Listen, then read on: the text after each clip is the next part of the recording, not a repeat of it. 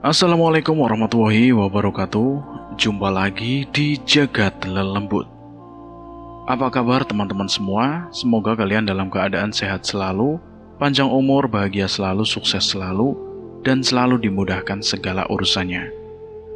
Dan pada kesempatan kali ini, saya akan menceritakan kisah horor, kisah misteri, yang berjudul Teror Arwah Majikanku.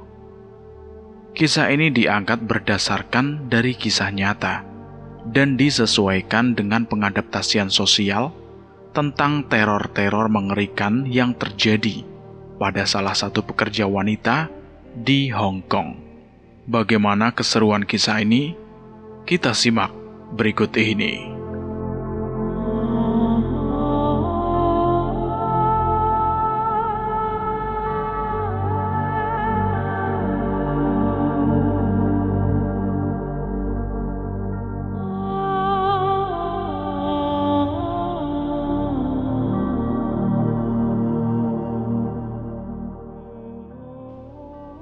Lasmi adalah salah satu TKW tenaga kerja wanita di Hong Kong.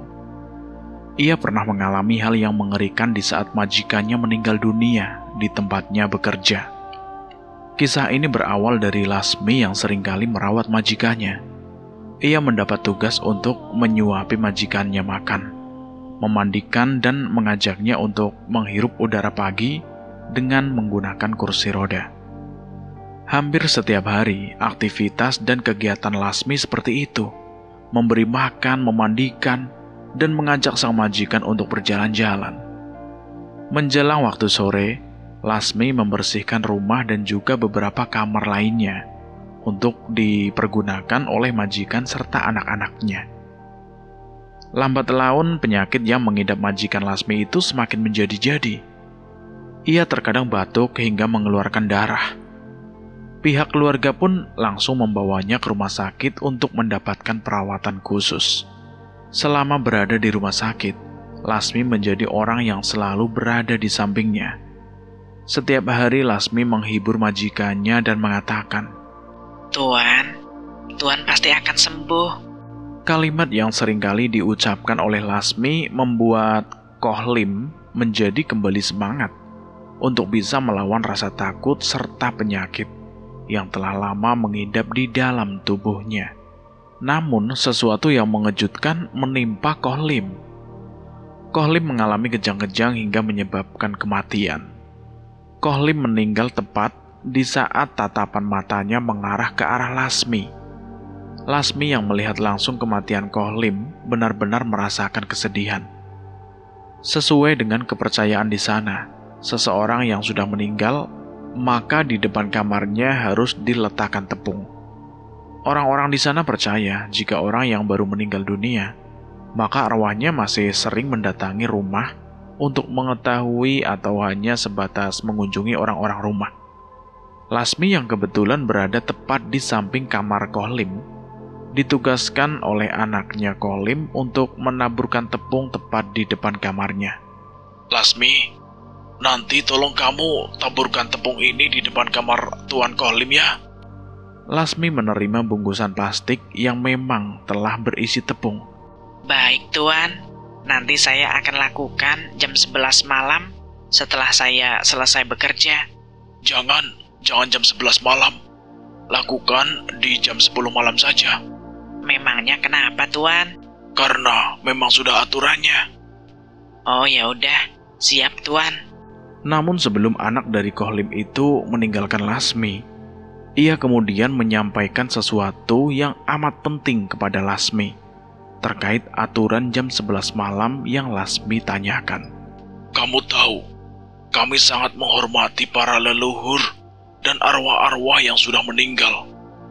Karena itu, tepat jam 11 malam, kamu tidak boleh keluar kamar hingga jam 4 pagi. Di situ Lasmi bingung. Apakah ini merupakan pantangan bagi orang-orang yang berada di Hong Kong? "Apakah kamu tahu kenapa kami melarangnya?" "Saya tidak tahu, Tuan."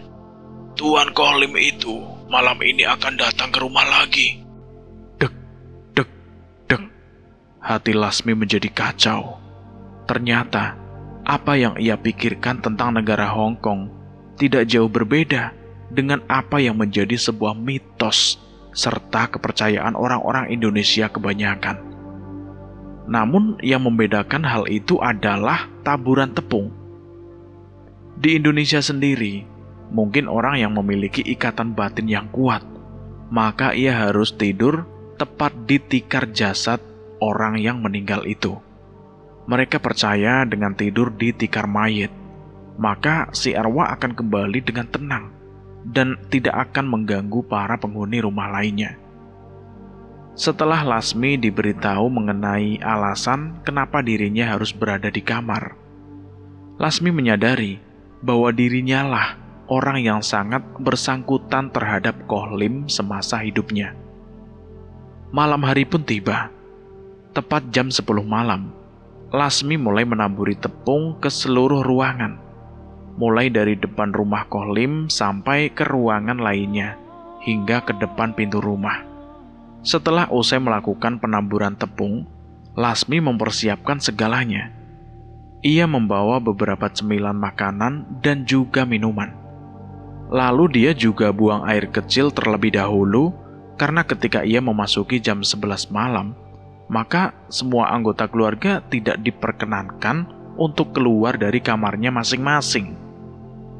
Tepat jam 11 malam, Lasmi masih menunggu apakah benar arwah dari Koh Lim itu akan kembali ke rumah untuk mengunjungi seluruh anggota keluarganya, termasuk Lasmi yang menjadi orang terdekat Koh Lim selama hidupnya.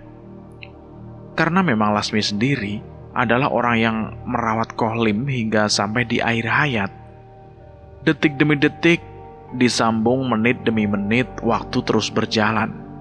Lasmi masih terduduk di kasurnya sembari memegangi selimut dan bersiap diri untuk menghadapi hal yang paling membuatnya mengerikan. Tiba-tiba, lampu seluruh ruangan mati dengan sekejap. Dak! Bunyi suara lampu mati terdengar. Kebetulan, di anggota keluarga Koh Lim itu terdapat seorang bayi. Dan bayi itu sendiri langsung menangis dengan kencang. Ingin rasanya Lasmi keluar dari kamar untuk menenangi bayi tersebut.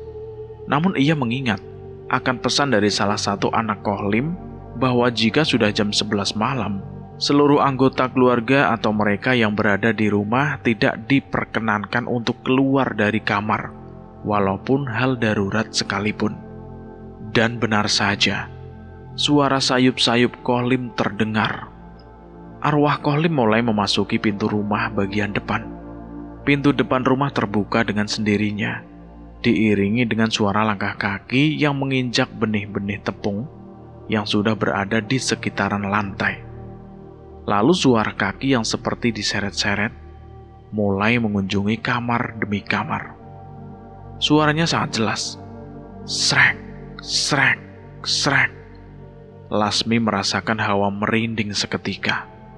Kamarnya yang kebetulan berada di sebelah kamar Koh Kim menjadi incaran utama. Tiba-tiba suara Koh Kim memanggil-manggil namanya. Lasmi, aku kedinginan. Ambilkan aku selimut, Lasmi. Lasmi langsung menutupi dirinya dengan selimut. Bunyi kemerincing lonceng yang menandakan ada arwah yang masuk ke dalam kamar mulai bunyi kencang. Ding, ding, ding, ding, ding, ding, ding. Disusul dengan angin yang berhembus entah dari mana datangnya, mulai memasuki seluruh ruangan yang berada di sekitaran rumah. Lagi dan lagi, suara itu masih terdengar jelas. Arwah Koh Kim memanggil-manggil nama Lasmi secara berulang kali. Lasmi, aku kedinginan. Ambilkan aku selimut. Lasmi mencoba untuk menenangkan diri. Ia masih menutupi wajahnya dengan selimut, sembari membaca-baca ayat kursi serta lainnya. Dan dengan seketika, suara itu menghilang. Namun, Lasmi masih menutupi dirinya dengan selimut.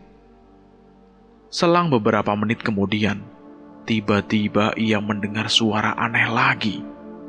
Kali ini suaranya berada tepat di kamar Koh Kim. Ringikan orang tertawa terdengar dengan jelas di telinga Lasmi.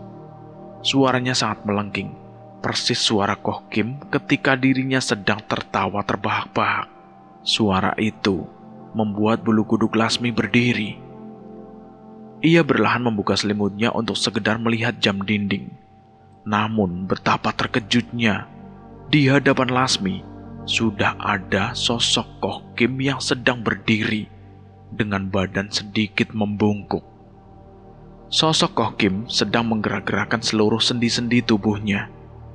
Bunyi tarikan tulang sangat nyaring dan terdengar jelas. Mulutnya selalu mengucapkan sesuatu dalam bahasa Cina. Lasmi tidak bisa menangkap arti dari ucapan sosok Koh Kim itu. Perlahan tangan Koh Kim merambat ke arah kasur. Kepala Koh Kim bergerak-gerak ke arah samping kiri dan kanan, sambil tangannya berusaha menjangkau Lasmi. Keringat dingin turun dari bagian dahi Lasmi. Lasmi memejamkan matanya, sembari membaca surat An-Nas dan Al-Falaq. Ia sendiri seperti terdiam mematung saat tangan dari sosok Koh Kim itu sudah menyentuh dagunya. Lasmi mengucurkan tetesan demi tetesan air matanya karena ketakutan. Buka mata kamu, Lasmi. Lasmi tidak menuruti apa yang menjadi perintah oleh Koh Lim. Ia terus menutup matanya sambil membaca ayat-ayat suci Al-Quran. Tangan dari sosok Koh Lim pun beranjak turun. Hawa keberadaannya sedikit demi sedikit menghilang. Lasmi memberanikan diri untuk membuka matanya. Setelah Lasmi membuka mata, jam sudah menunjukkan pukul 4 pagi. Itu artinya sosok Koh Lim sudah menghilang. Lasmi pun berucap syukur sembari menangis. Ia melihat dengan jelas jika sosok yang menyentuh dagunya adalah arwah dari Koh Lim. Beberapa saat kemudian, datanglah anak-anak dari Koh Lim menuju tempat Lasmi. Ia menanyakan apa yang terjadi kepada Lasmi. Lasmi pun menceritakan jika arwah Koh Lim mendatangi dirinya. Koh Lim meminta selimut kepada Lasmi karena Koh Lim sendiri merasa kedinginan.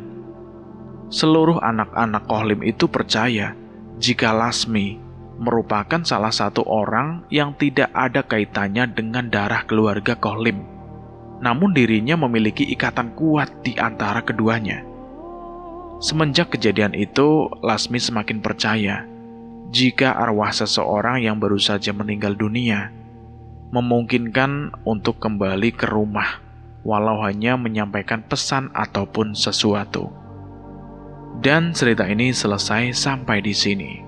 Cerita ini berdasarkan kisah nyata yang dialami oleh TKW, tenaga kerja wanita yang ada di Hong Kong. Dan di sana, sebuah kisah seperti itu sangatlah nyata dan ada, hingga menjadi sebuah kisah yang dialami oleh TKW dari Indonesia. Bagaimana menurut teman-teman tentang cerita ini? Silahkan tulis di kolom komentar. Dan terima kasih buat teman-teman yang sudah mendengarkan cerita ini sampai habis.